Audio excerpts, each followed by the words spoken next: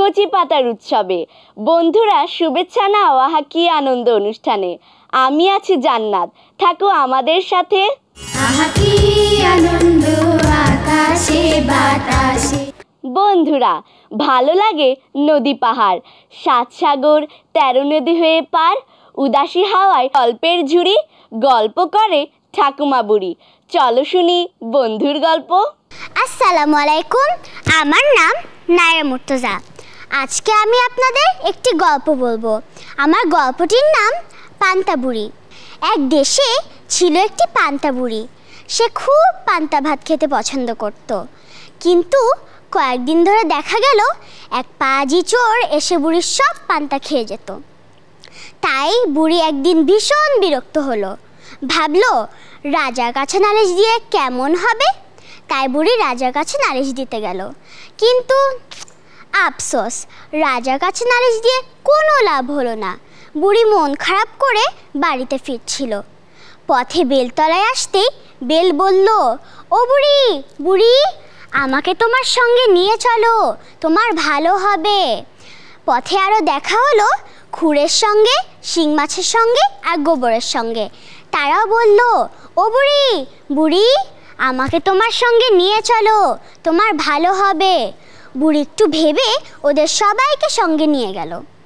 রাতে খুরের কথা মতো খুরকে রাখলো ঘাসের ভেতরে, গোবরকেও রাখলো ঘাসের ভেতরে খুরের আশেপাশে, বেলের কথা মতো বেলকে রাখলো চুলার ভেতরে, আর শিং মাছের কথা মতো শিং মাছকে রাখলো পান্তা ভাতের হাঁড়িতে।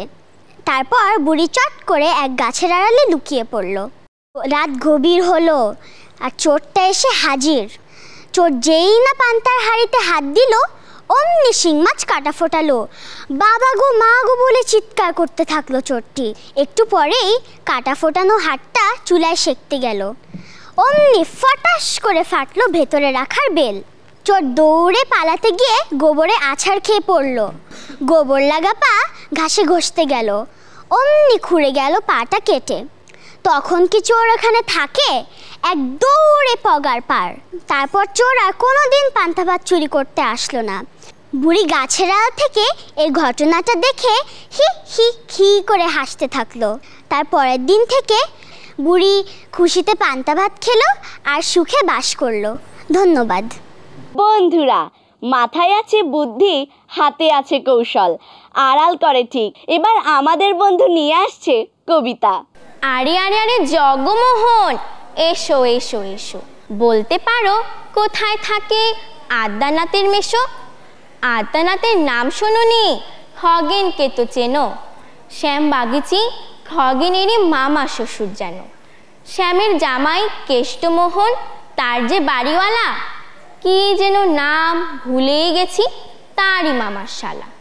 তারই পিসির খুড়তো ভাই আদ্যানাথের মেশো।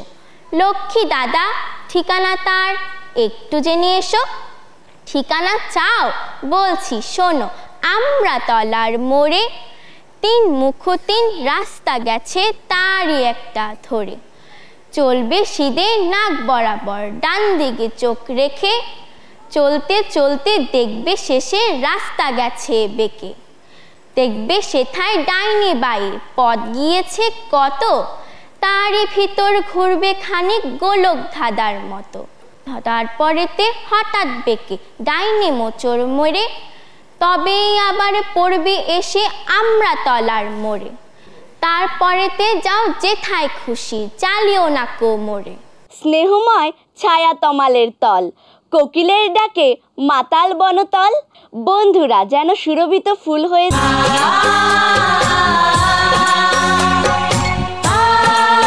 একই সাথে দৌড়বো সোনার এই দেশ, এই দেশ, এই দেশ, আমাদের দেশ। আমাদের দেশ গানের দেশ, কবিতার দেশ। বন্ধুরা ঝিরিঝিরি বাতাসে ফুলের দোলা কবির মনে এনে দেয় ছন্দ। এবার আমাদের বন্ধু নিয়ে আসছে কবিতা। আসসালামু আলাইকুম, আমি রাদিয়া ইসলাম রিদি। এখন আমি আঞ্চলিক ভাষার একটি কবিতা আবৃত্তি করব। কবিতাটির নাম জবাব নাই, কবি দেবাশিস দণ্ড। রবি ঠাকুর, বহুদিন হইল তুমি আমাদের ছেড়ে চলে গেছো। গেলে গেলে গাইন কবিতার খাতা বইগুলা সঙ্গে করে কেন নিয়ে গেলে নাই? এখন যে যেমন পাইছে দুটো করে লাইন ধরছে, আর যেদিক পাইছে চিপকাইন দিচ্ছে। ওই শুনো, শুক্লালের ব্যাটাট কেমন গাইনটা বলছে, টুটে মোরে ঘর কা যাবি লেকে যাবি কন হামারে। আমি একদিন দম ডেটেছিলাম, বলেছিলাম হাগা এই সকল কি গান ধরছিস? ও বলল, কাকা এটা ভোজপুরি রবীন্দ্রসঙ্গীত, এগুলা রিমিক বটে, রিমিক। অহন রবীন্দ্রসঙ্গীত গাইনগুলা লইতন স্টাইলে বলতে হবে, পুরা ঝিঙ্ক করে। আগের পরে হারমোনি বাজায় গাইন বললে আর চলবে নাই। কি কইলে রবি ঠাকুর? গেলে গেলে গাইন কবিতার খাতা বইগুলা সঙ্গে করে কেন নিয়ে গেলে নাই? বলরাম মাঝি শাড়ি কাপড়াল দোকান দিছে, বলরাম বস্ত্রালয়, উপরে ভুগলা ভুগলা করে লিখা, সবারই করি আহ্বান।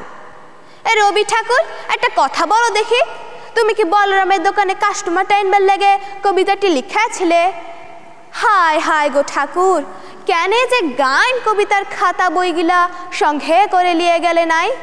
দিবাকরের মা মইল্লে, টুঙ্কার বাপ মইল্লে, চানু মানুর জ্যাঠা মইল্লে, ফটক তলে লিখা চিপকাইন দিছে, নয়নের সম্মুখে তুমি নাই, নয়নের মাঝখানে নিয়েছো যে ঠাই। কে যে কোথায় মরবে তুমি কি তাদের লেগে সকল লিখেছিলে রবি ঠাকুর? বউ স্বামী মরলে তো আরো দিল পুরা ছিদরা ফুটা, তখন লিখবে তুমি রবে নীরবে হৃদয়ে মম। কে যে কোথায় কি ছাপকাইছে তুমি ধরতেই পারবে নাই রবি ঠাকুর। অহন অ্যাডভার্টাইজগুলা যা দিছে না, মোটকাটা গরম হইয়া যায়। আমারে ধূপ না পোড়ালে গন্ধ কিছুই নাহি ঢালে।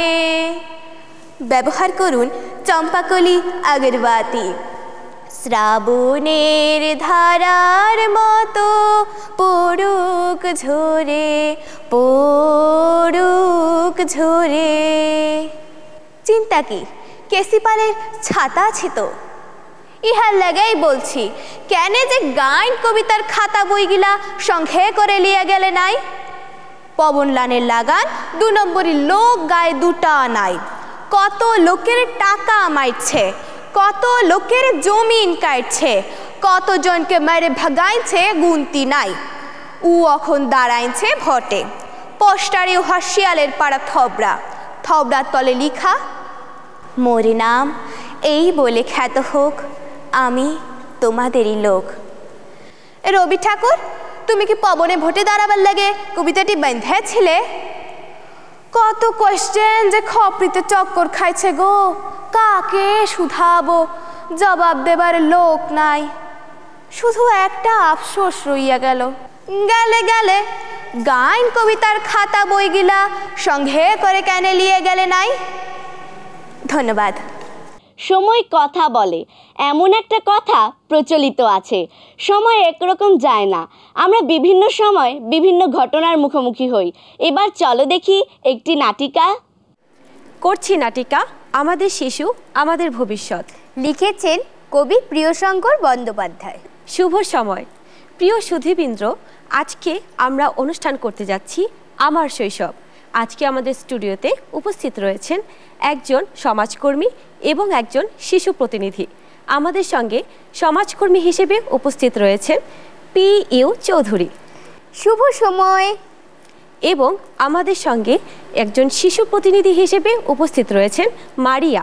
হাই। আচ্ছা মারিয়া, তুমি কি কোনো সমস্যা ফেস করো? অনেক সমস্যা। কি সমস্যা তোমার? আমার সাথে খেলার কেউ নেই, দরকার ছাড়া কেউ কথাই বলে না। তোমার মা বাবা? বাবা তো অফিস থেকে বাসায় এসে ল্যাপটপ নিয়ে বসে থাকে। আর মা?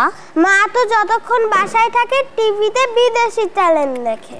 তুমি টিভি দেখো না? এগুলো তো বড়দের অনুষ্ঠান, আমাকে দেখতে দেয় না।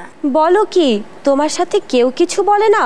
বলবে না কেন, কথা তো একটাই, পড়তে যা। আচ্ছা পিউ, এ ব্যাপারে আপনার মন্তব্য কি? দেখুন, মারিয়ার সমস্যাটা আসলে ওর একার সমস্যা নয়, বেশিরভাগ পরিবারের এই একই সমস্যা। এটির কিন্তু একটি সাইকোলজিক্যাল ইফেক্ট রয়েছে। এর মাধ্যমে আমাদের শিশুরা একাকিত্বে ভোগে, ওদের মধ্যে বিষণ্ণতা দেখা দেয়। বাবা মা যদি সারাক্ষণ টিভি, মোবাইল, ল্যাপটপ নিয়ে ব্যস্ত থাকে, তাহলে শিশুরা কি শিখবে? বাবা মায়ের কাছ থেকেই তো সন্তানের মোবাইল আসক্তি হয়। বড়রা যা করবে ছোটরা তো তাই শিখবে। আমি বারান্দায় দাঁড়াতেই পারি না, বাবা মা দাঁড়াতেই দেয় না। সত্যি, আমাদের শিশুরা তো আসলে গৃহবন্দী। খেলার মাঠ নেই, খেলতে পারি না, চাঁদে যেতেও বাধায়। এই অবস্থায় কি আসলে থাকা যায়? সত্যি, আমাদের শিশুরা তো খেলতেও পারে না। ওদের শারীরিক ও মানসিক অবস্থার বিকাশ হবে কি করে? শুধু পড়াশুনোর মাধ্যমে কি কারো পরিপূর্ণ বিকাশ ঘটতে পারে? বেড়াতে যেতে পারি না, কে নিয়ে যাবে? তাছাড়া রাস্তায় ট্রাফিক জ্যাম। বেড়ানোর জায়গা নেই, কোনো সাংস্কৃতিক অনুষ্ঠান নেই, নেই খেলাধুলার ব্যবস্থা। এরকম চলতে থাকলে তো আমাদের শিশুরা ধীরে ধীরে ঘরকুনো হয়ে যাবে। ওদের ভবিষ্যৎ তো পুরোপুরি অন্ধকার। এ ব্যাপারে কি আমরা কি কিছু করতে পারি? দেখুন, আমাদের সবাইকে এগিয়ে আসতে হবে। ওরাই তো আমাদের ভবিষ্যৎ। ওদের জন্য আমাদের প্রত্যেককে কিছু করতে হবে। একটি প্রজন্ম যদি এভাবে অন্ধকারে আচ্ছন্ন থাকে, তাহলে তো সেটি আমাদের জাতির জন্য ভয়াবহ ক্ষতির আশঙ্কা ডেকে থাকে। এখনই সময় শিশুদের জন্য পার্কের ব্যবস্থা করতে হবে, খেলাধুলোর ব্যবস্থা করতে হবে। আর বাড়ির বড়দের উচিত সবসময় ওদেরকে সময় দেয়া। আমাদের জন্য আপনারা এত কিছু করবেন, কি মজা, কি মজা। হ্যাঁ, তোমাদের জন্য আমাদের সবাইকে কিছু না কিছু করতে হবে, প্রত্যেককে এগিয়ে আসতে হবে। আমাদের মনে রাখতে হবে আমাদের শিশু আমাদের ভবিষ্যৎ। মারিয়া, সব সময় মনে রেখো, আজকে আমরা ছোট্ট শিশু, কালকে বড় হব। বিদ্যা বুদ্ধি জ্ঞান দিয়ে বিশ্ব জয় করব। আহা কি আনন্দ আকাশে বাতাসে। যতই পড়িবে ততই শিখিবে, শিখবে যত আনন্দে ভরবে তোমার মন। চলো পড়াশোনা করি, শ্বাস আছে যতক্ষণ। ভালো থাকো বন্ধুরা, বিদায় নিচ্ছি আজ। দেখা হবে আগামী পর্বে। বাই বন্ধুরা। আহা কি আনন্দ আকাশে বাতাসে, শাখে শাখে পাখি ডাকে, কত শোভা চারিপাশে।